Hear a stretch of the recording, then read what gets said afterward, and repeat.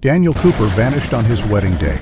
Surveillance cameras showed him stopping outside the church, speaking briefly with the Reverend, then driving away and disappearing without a trace. 6 months later, a single clue would pull Emily, his heartbroken bride, into a web of buried family secrets, a long-forgotten disappearance and a truth so devastating it could destroy everything. What really happened to Daniel, and who was Megan? It was supposed to be the happiest day of Emily Parker's life. June 15th, a cloudless Saturday morning in Charleston, South Carolina. The city was already glowing in the warmth of late spring, sunlight dancing through the tall oak trees that lined the narrow streets. The St. Augustine Chapel, a whitewashed wooden church with stained glass windows, stood quietly at the end of Broad Street, its old bell tower shimmering under the sun. Inside, the air was thick with the scent of fresh lilies and lavender. Rows of white chairs were neatly arranged. A string quartet rehearsed softly in the corner. The guests had started arriving, family, old friends, and a few colleagues.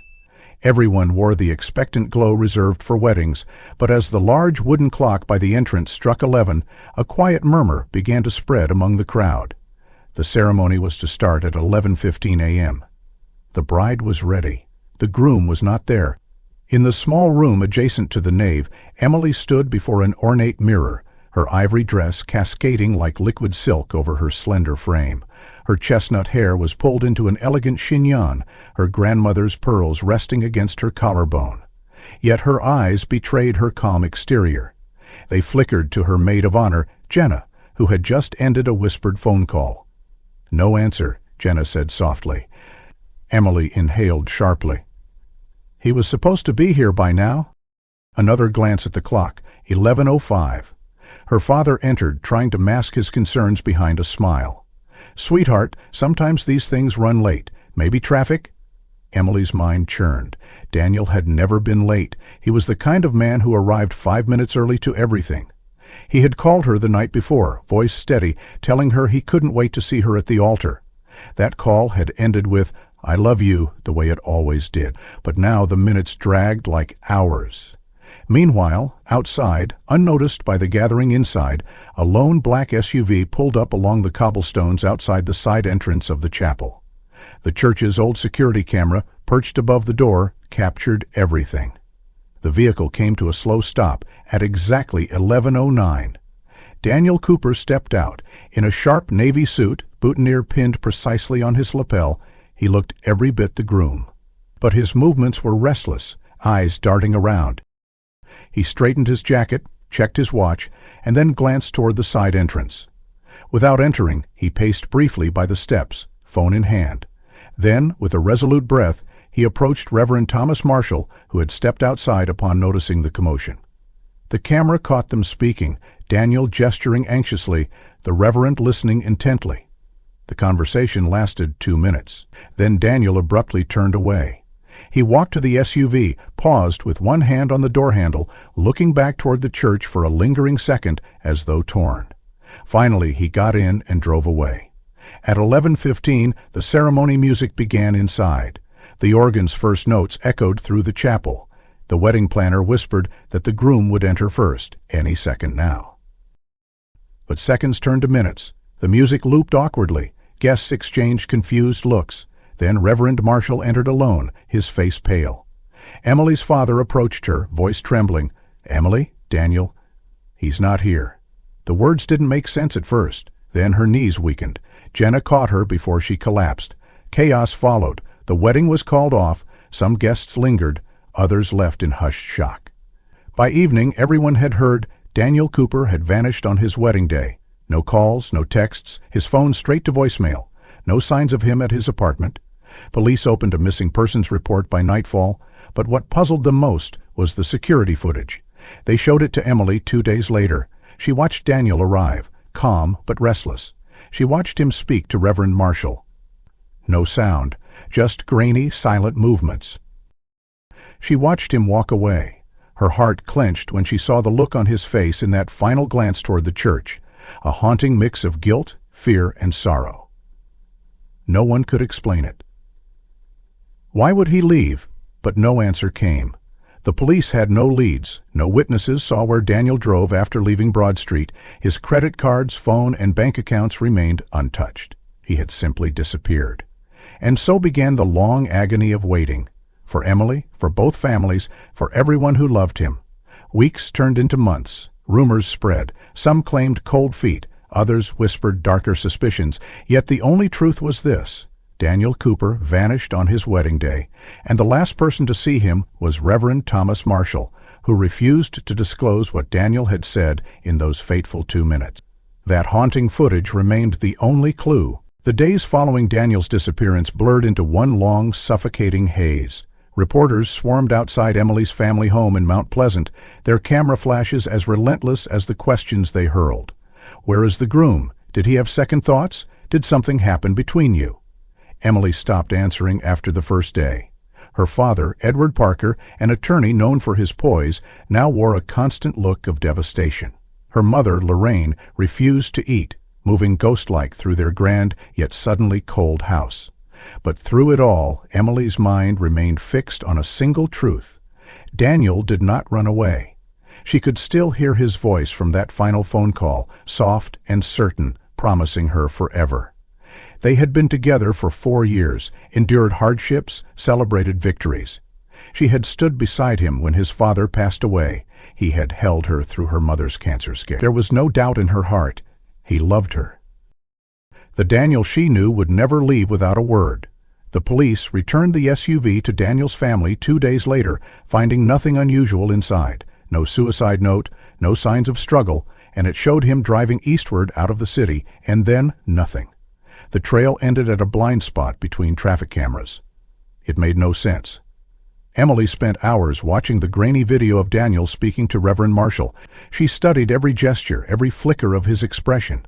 Guilt, fear, sorrow, they told a story, but not of a man abandoning love. Something had happened in that brief conversation, something that shifted everything. But Reverend Marshall remained unmovable, bound by pastoral confidentiality.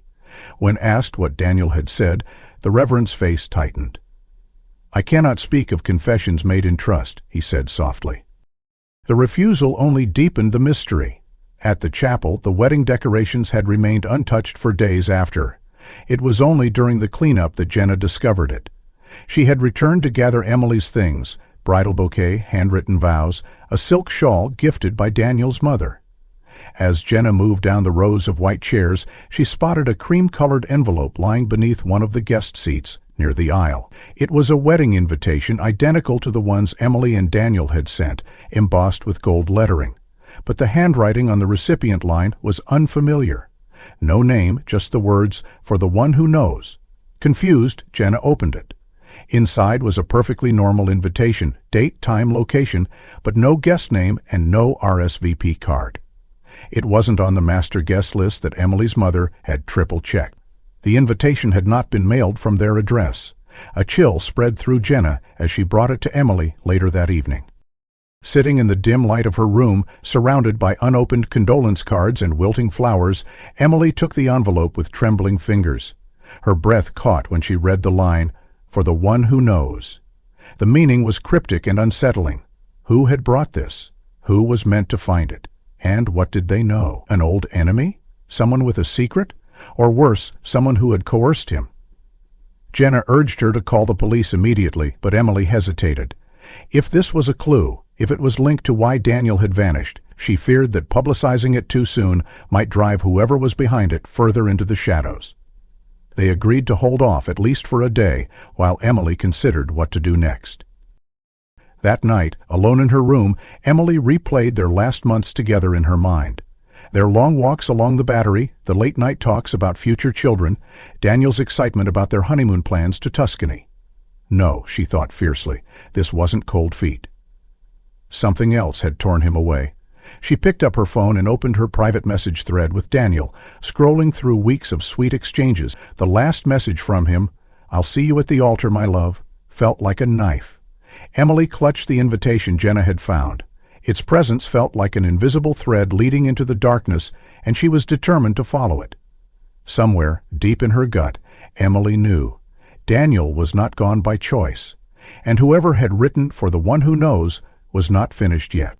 6 months had passed since that day, the day when the sunlit chapel had turned into a hollow stage for heartbreak. The media had long moved on to fresher tragedies. The Parker home had grown quieter, its once bustling corridors now subdued. Lorraine barely left her room. Edward threw himself into work, though lines of worry etched deeper into his face, and Emily, though thin and pale, carried on with a single purpose. Every morning began with a ritual. She would scan the case folder laid out on her desk, reread the detective's sparse reports, and revisit the invitation Jenna had found, now preserved in a plastic sleeve. The words, "For the one who knows," haunted her nights. She had kept it from the press, telling only her father and Jenna. The police, too, remained perplexed. No financial activity, no verified sightings of Daniel. They combed his digital life, interrogated old friends and business partners, but the trail stayed cold. Until the call came. It was a gray, wet afternoon in December. Emily sat by the window, rain streaking the glass. The house phone rang. She answered absent-mindedly, expecting another polite inquiry from a concerned relative. But it was Detective Hall from Charleston PD. His voice carried a cautious excitement. "Emily? We may have something. A tip came in from a diner in Asheville, North Carolina. Someone there snapped a photo of a waiter that looks remarkably like Daniel." The words sent a jolt through her. She asked breathlessly. "3 days ago," he replied. "A customer posted it online. Our team verified the image. It's blurry, but facial recognition flagged a strong match." He paused, lowering his voice. "I wanted you to hear it from me first." Emily's heart raced. For the first time in months, there was hope, however fragile. "I'm going there," she said without hesitation. "Wait," Hall cautioned. "We've contacted local authorities. They'll check the place. It's a small diner called Mayfield's on Main Street. But if you choose to go, be careful." Emily hung up and called Jenna. By nightfall, they were driving north through the rain, the rhythmic thump of wipers the only sound. The next morning, as the sun struggled through the clouds, they reached Asheville. The town was draped in winter's muted colors. Emily barely registered the quaint charm of the streets. All she saw was Mayfield's, a narrow storefront with a faded red sign. She pushed open the door, a bell jingling overhead. The scent of coffee and frying bacon filled the air. Behind the counter, a young waitress greeted them. Jenna spoke first. "Hi, we're looking for someone. We heard a man named Daniel, or maybe he used a different name, was working here recently." The waitress's smile faded. "You must be the ones asking about him. You're not the first." Emily's breath caught. "Was he here?" The waitress nodded slowly. "Name he used was David Carson. Started about 3 months ago. Kept to himself. Nice guy, but jumpy, you know?" Emily's pulse quickened. "Where is he now?" The waitress hesitated, then sighed. "He quit last week, just walked out. Left this behind." She reached under the counter and pulled out a folded slip of paper. With trembling fingers, Emily unfolded it. The message inside was simple, scrawled in Daniel's unmistakable handwriting. "Don't look for me." The words stabbed deeper than any knife. Tears blurred her vision, but she forced herself to read it again. The waitress added quietly, "He seemed troubled. Got spooked when someone new came in last week. Some guy asking questions." Emily's mind reeled. Who else was looking for him? Jenna squeezed her shoulder gently. "Emily, we need to tell Detective Hall." But Emily's gaze remained locked on the note. Somewhere out there, Daniel was alive, and something or someone had driven him to run once more. The slip of paper burned in Emily's pocket the entire drive back to Charleston. The words, "Don't look for me," looped endlessly in her mind, more a plea than a warning. Yet her resolve only hardened. Someone or something was forcing Daniel deeper into the shadows. But who? Why? In the days that followed their return, Emily met with Detective Hall to relay what they had found. The police renewed their efforts, but again came up empty. The mysterious man who had spooked Daniel at the diner remained unidentified. Surveillance cameras captured no usable images. Frustration gnawed at Emily, but a flicker of hope still remained. Daniel was alive. Then, a week after returning home, an unexpected message arrived. Margaret Cooper, Daniel's mother, asked to meet. Emily hadn't spoken with Margaret since the aftermath of the failed wedding. Their last encounter had been stiff and strained. Margaret had fallen into grief, her son's disappearance dredging up old wounds. Now Emily sensed something had changed. They met at Margaret's house, a stately old brick home on the outskirts of town.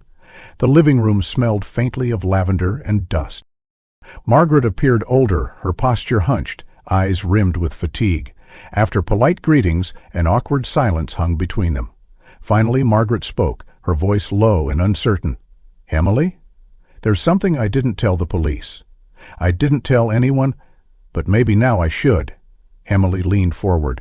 "Please, anything you know might help." Margaret clasped her hands tightly in her lap. A few weeks before the wedding, Daniel received a letter. A real letter, not an email or text. It arrived by post. The envelope had no return address. He opened it in the kitchen, I remember, because his hands were shaking afterward. He never let me read it, but I remember one thing. He said it was from someone named Megan. The name landed in the room like a thunderclap. Emily frowned. "Megan? Who's Megan?"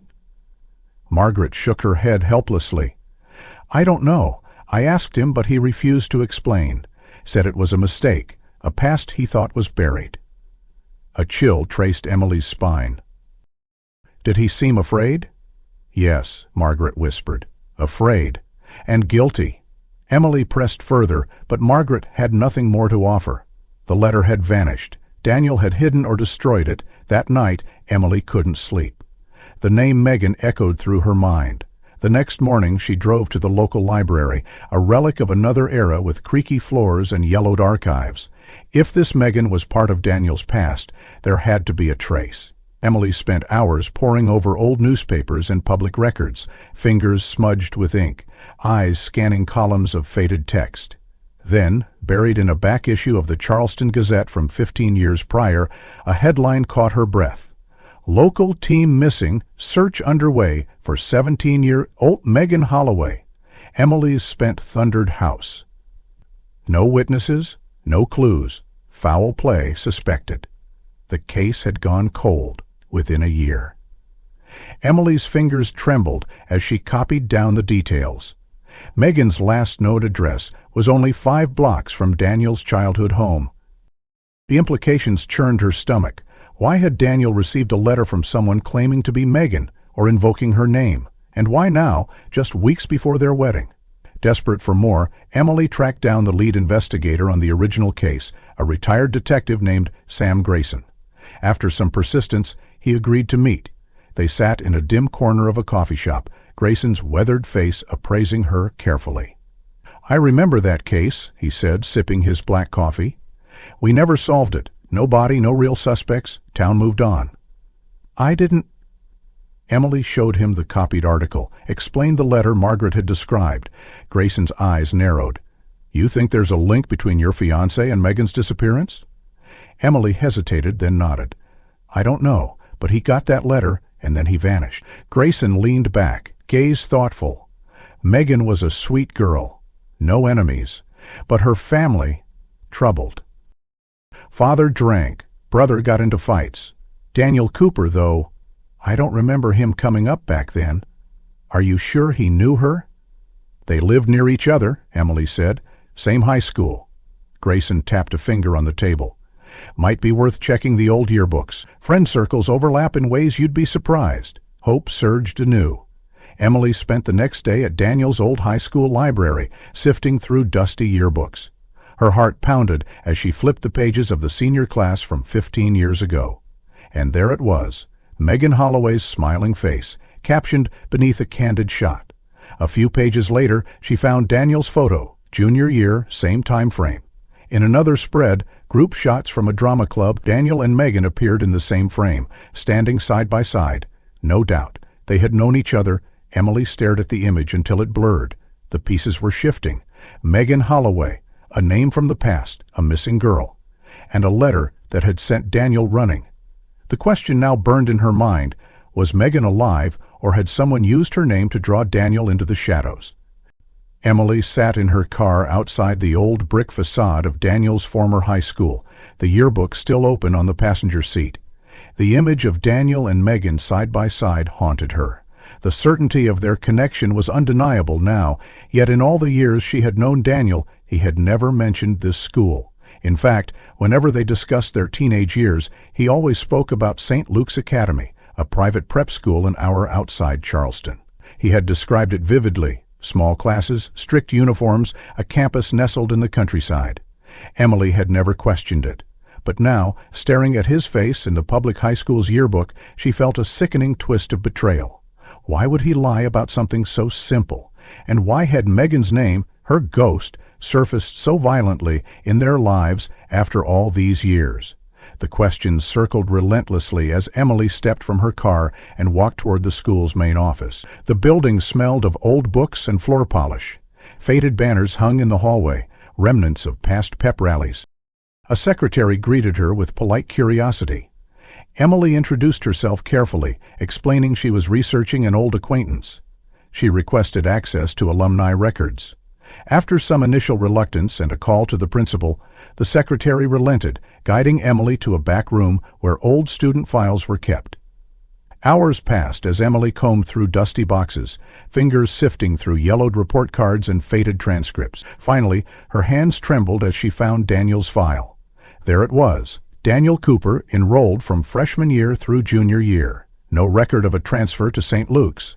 His final grades ended abruptly at the end of junior year, a note in the margin: withdrew family relocation.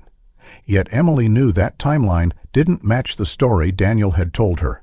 He had claimed to graduate from St. Luke's. Class had 2011. Another lie. The weight of this discovery pressed heavily on her chest. What else had he hidden? Fueled by a new determination, Emily sought out more answers. She called Jenna and shared what she had found. Jenna, always the pragmatist, urged caution but agreed to help. Together they compiled a list of teachers who might still be at the school. The next morning, Emily returned, accompanied by Jenna. After some persistence, they were granted a short meeting with one of the longest-serving faculty members, Mr. Harold Klein, who had taught English literature for over 2 decades. In the quiet of the teacher's lounge, Mr. Klein listened intently as Emily explained her connection to Daniel and the mystery surrounding Megan. At first he seemed hesitant, brow furrowed with caution. Then Emily showed him the yearbook photo. His eyes lingered on the image. I remember was intense, bright, but troubled. Megan was, well, liked, a good student. He paused, gaze distant. There was an incident. I haven't thought about it in years. Emily leaned forward, pulse quickening. What kind of incident? Mr. Klein rubbed his chin thoughtfully. One afternoon, not long before Megan disappeared, I was passing the auditorium after class. The door was ajar. Inside, Daniel and Megan were arguing. It wasn't just a spat. It was heated, emotional. He looked directly at Emily. I remember Megan saying, "You promised me, Daniel. You promised you'd fix this." And Daniel, he looked furious. I didn't hear the rest. By the time I entered, they had gone. Emily's breath caught. Did you tell anyone? Mr. Klein shook his head, a shadow of regret in his eyes. At the time, it seemed like teenage drama. Then Megan vanished. I mentioned it to the police during the initial inquiry, but without evidence, it didn't go anywhere. Emily's mind raced. This confrontation, this broken promise, it had to mean something. What secret had bound Daniel and Megan together? And why had it remained buried all these years? Mr. Klein's voice broke through her thoughts. If Daniel lied about attending St. Luke's, there's more he hasn't told you. Be careful, Ms. Parker. Sometimes the past is hidden for a reason. Emily thanked him, her mind a whirlwind of revelations. As she and Jenna walked back to the car, the late afternoon sun cast long shadows across the pavement. Jenna gripped her arm. Emily, this is bigger than we thought. Emily nodded grimly, her voice steady. I have to find out the truth, no matter what it is. She slid behind the wheel, heart pounding. The trail was growing darker, but she would not turn back now. The revelation of Daniel and Megan's confrontation before her disappearance gnawed at Emily's thoughts like a persistent storm. The image of them in the auditorium, voices raised over a promise broken, had reframed everything. Now, Emily moved with renewed urgency, driven by questions she could no longer ignore. Why had Daniel lied about his past? What secret bound him to Megan? And most haunting of all, was Megan alive, or was her name being used to pull Daniel into a dark game? The next step seemed obvious: search Daniel's life for clues he had hidden from everyone, even her. Though the police had already gone through Daniel's apartment, they had focused on evidence of a sudden disappearance, not on peeling back layers of a man who had carefully constructed false walls. Emily decided to do what they hadn't: look for what Daniel had concealed. With Jenna's help, she persuaded Margaret to let them enter Daniel's old apartment once more. Margaret, visibly shaken but understanding Emily's determination, handed over the keys. The place was eerily untouched, as if Daniel might walk back through the door at any moment. The books on the shelves, the records near the player, even the framed photo of him and Emily on their first trip to Savannah, everything remained as he had left it. Emily moved methodically, searching places a man might not think to hide things. She checked behind picture frames, inside coat pockets, beneath the mattress. Jenna focused on Daniel's desk and nightstand, sorting through notebooks and loose papers. Hours passed with no breakthrough. Frustration built, but Emily refused to yield. Then, as twilight fell across the room, her fingers brushed against the worn cover of a thick leather-bound Bible tucked behind a row of old philosophy books. Emily froze. Daniel had always been private about his faith. He had attended church sporadically, mostly out of respect for family traditions, but he kept this Bible close. She pulled it down, feeling the weight of it in her hands. As she flipped through the pages, a yellowed scrap of paper slipped from between the chapters of Psalms. Emily caught it before it fluttered to the floor. It was a torn page from a small notebook, edges frayed.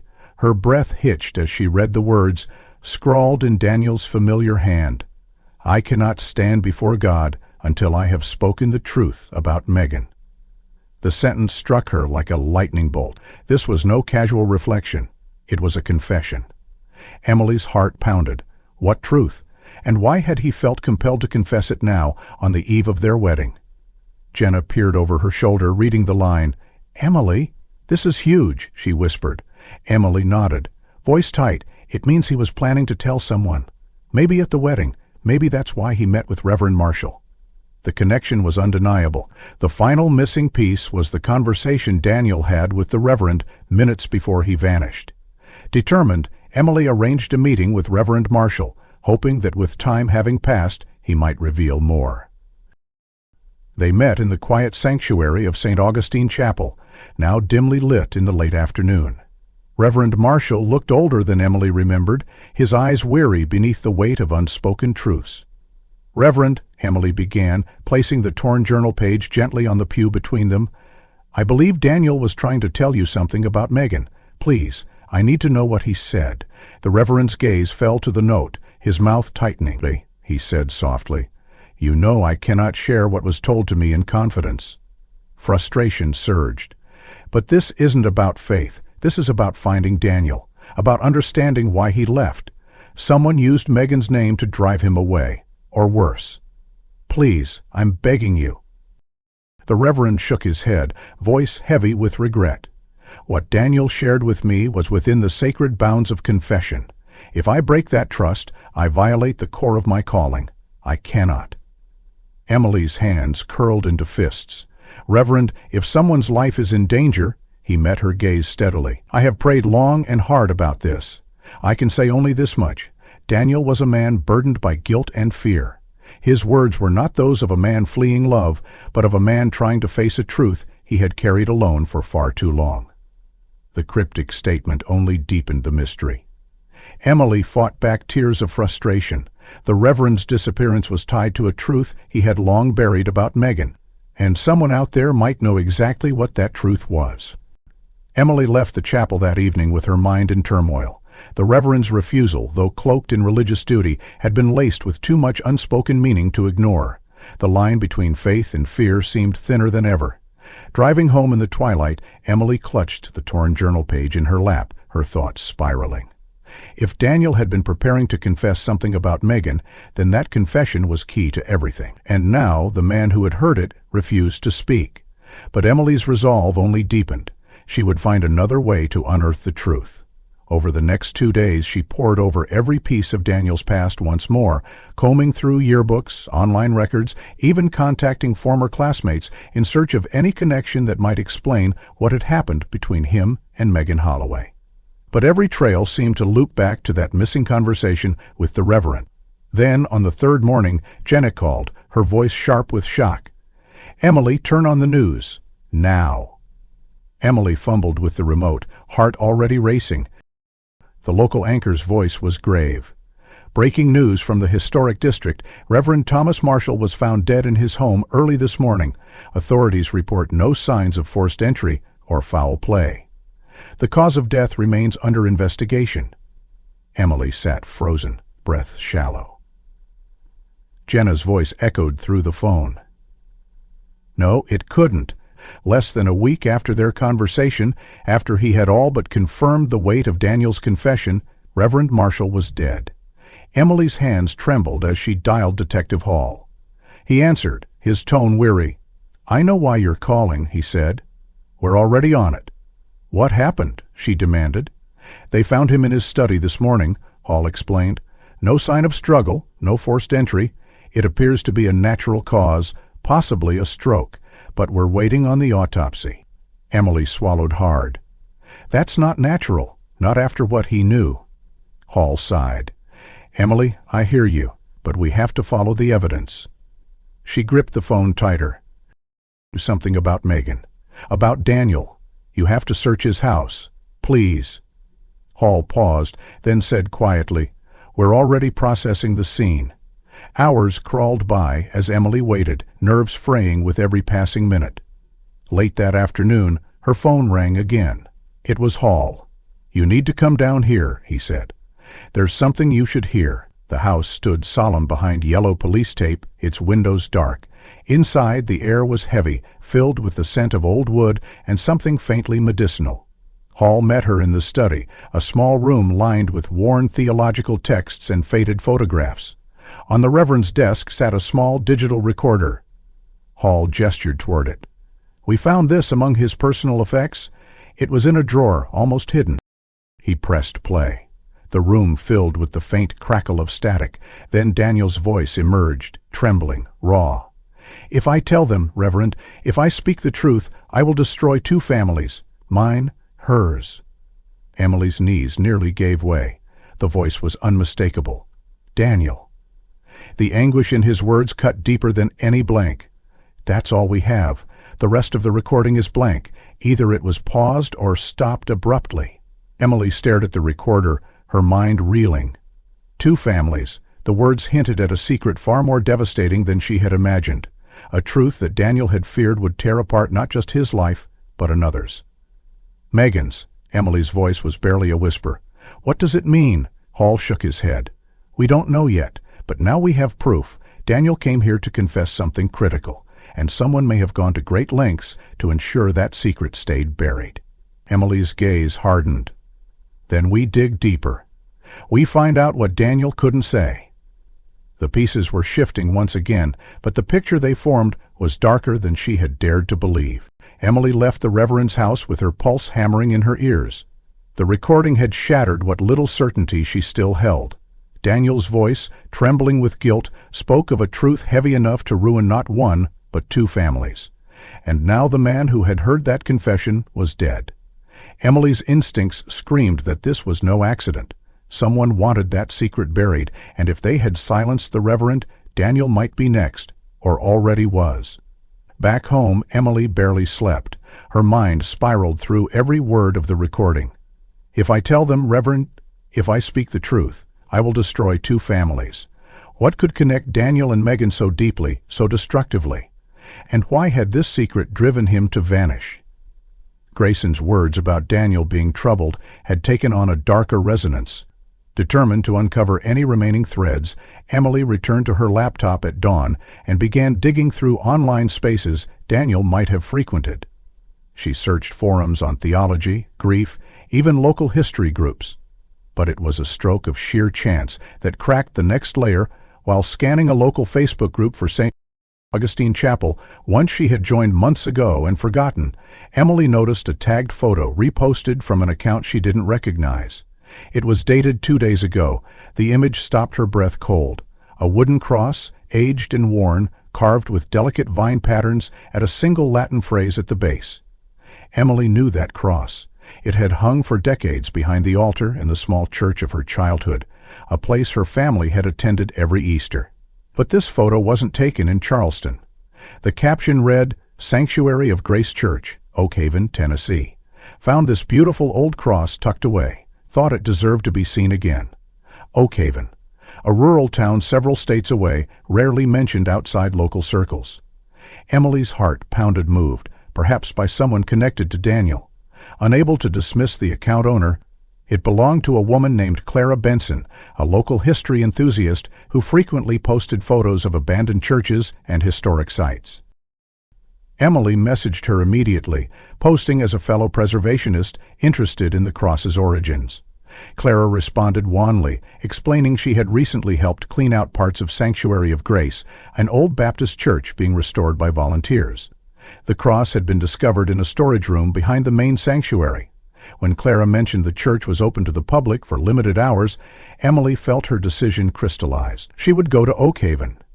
Jenna protested at first, worried about Emily traveling alone after all that had happened, but Emily insisted. Something in her gut told her Daniel had been there, or still was.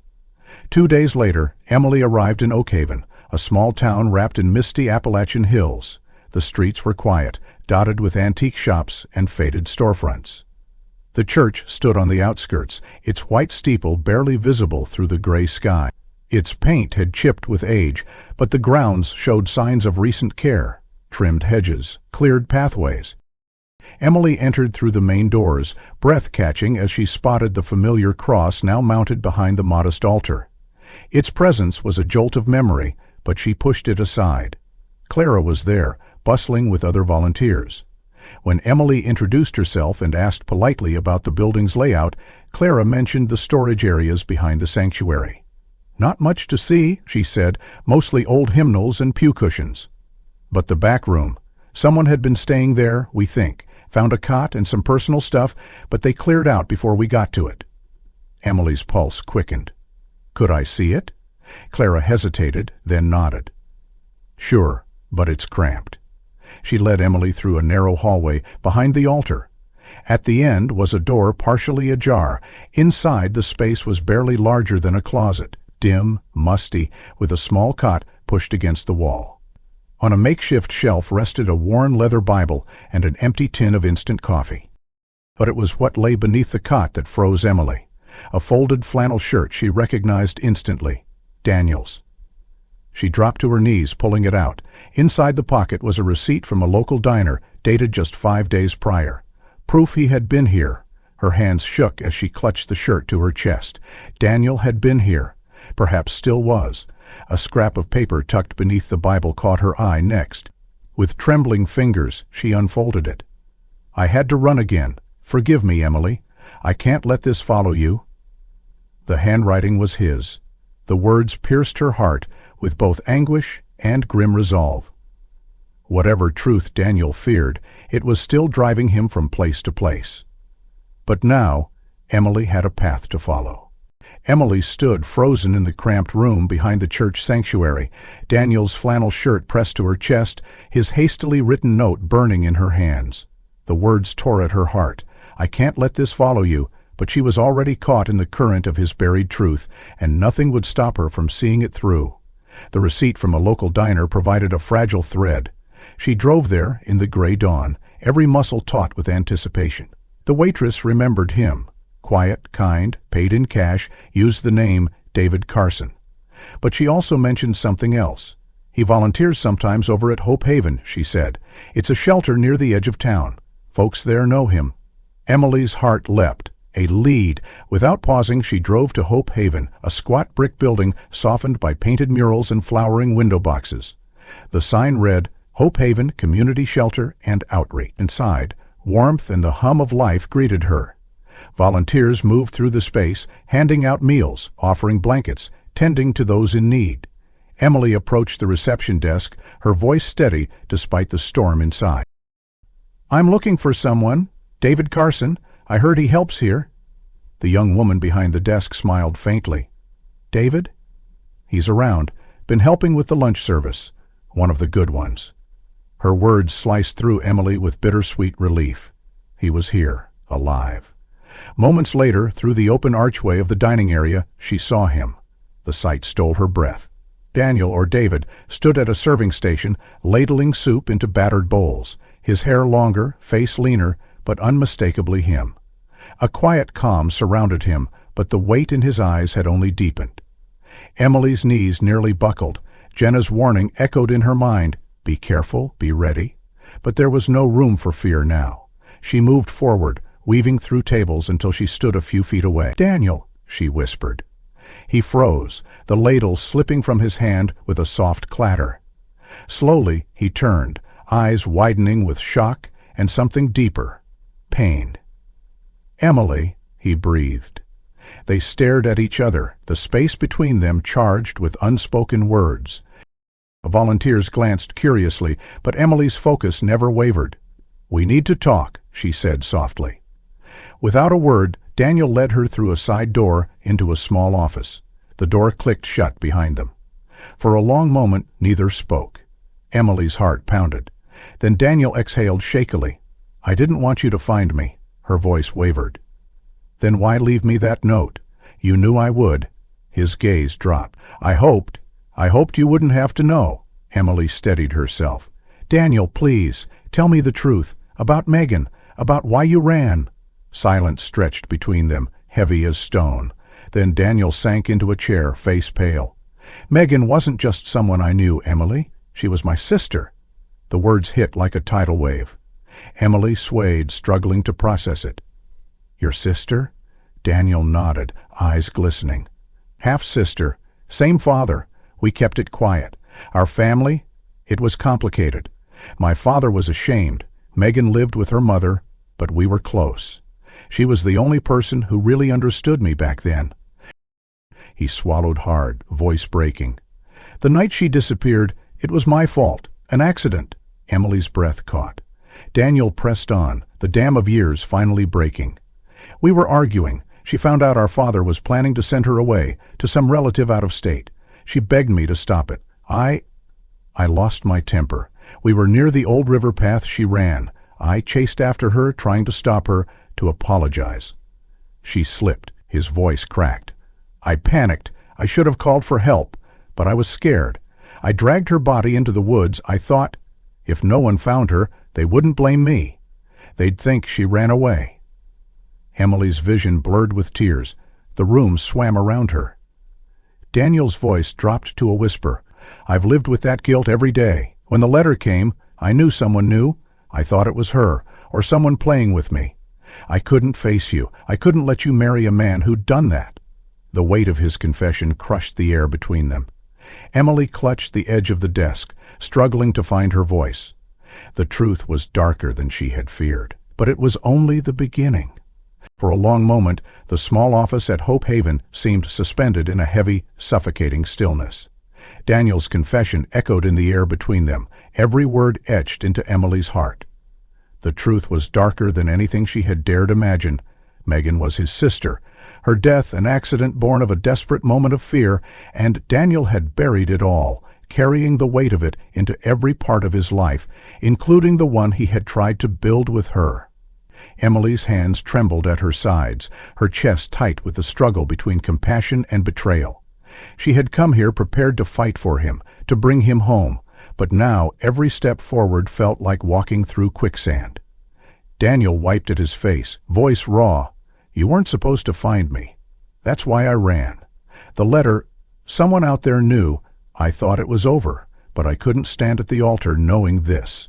I couldn't start a life with you, with that blood on my hands." Emily swallowed hard, her voice thin. "You should have told me." His gaze lifted, hollow with guilt. "I couldn't. You deserve someone whole, someone clean. I'm not that man. I never will be." Emily's heart ached with the weight of all they had shared, the life they had planned. She had spent 6 agonizing months searching for him, driven by love and faith in a man who now sat before her, shattered by his past. "Daniel," she whispered, "I still love you." his face contorted with pain. "That's why I can't stay. I won't let you carry this with me. I won't let my past poison your future." The finality in his tone pierced deeper than any blade. Emily fought to steady her voice. "And what about justice? Megan deserves the truth. Her family?" He cut in, voice low. "I know, I'll face it, but not with you by my side. I won't drag you through what's coming." The room seemed to close in around her. Every instinct screamed to fight, to hold on to him.